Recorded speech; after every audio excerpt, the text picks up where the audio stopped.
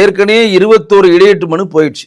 Trial 3 நாள் போயிடுச்சு, prayer போயிடுச்சு. இன்னைக்கு வந்து எல்லாருக்குமே ஆர்கியூமெண்ட் போயிட்டு இருக்கு. தீர்ப்பு வழங்கலான்ற கண்டிஷன் வரப்ப அவசரமா நேற்று ஒருத்தர் போறாரு. அந்த லாயர் பேர் வந்து அருணாச்சலம். அவர் யாருன்னா திமுகவை ஆதரவான நீதிபதியாக இருந்த ஹரிபரந்தாமனுடைய ஜூனியர். அவர் போறார், எனக்கு இடையீட்டு மனு நீங்க ஏத்துக்கணும். நீதிபதி சொல்றாங்க ஆல்மோஸ்ட் எல்லாம் முடிஞ்சிருச்சு, தீர்ப்பு வரக்கூடிய கண்டிஷன்ல போயிட்டு இருக்கு, இப்போ எதுக்கு வந்து இடையீட்டு மனு நீ சொல்லுகிற, ஏத்துக்க முடியாதுன்றப்ப இல்ல நீங்க ஏத்துக்கிட்டு தான் ஆகணும்னு சொல்லி ப்ரெஷர் பண்ண உடனே அங்க இருக்கக்கூடிய மத்திய தொழில்நுட்ப பாதுகாப்பு வீரர்களை வைத்து அலேக்கா அவரை தூக்கி கோர்ட்டு வெளியே தள்ளுறாங்க.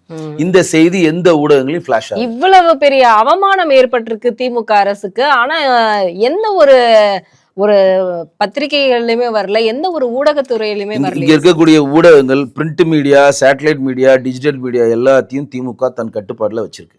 திமுக எல்லாத்தையும் விலை கொடுத்து வாங்குது, அதிகாரத்தை பயன்படுத்துது, இல்லாட்டி அச்சுறுத்துறது, இல்லாட்டி அவங்களுக்கு வழக்கு போட்டு ஜெயில தள்ளுது.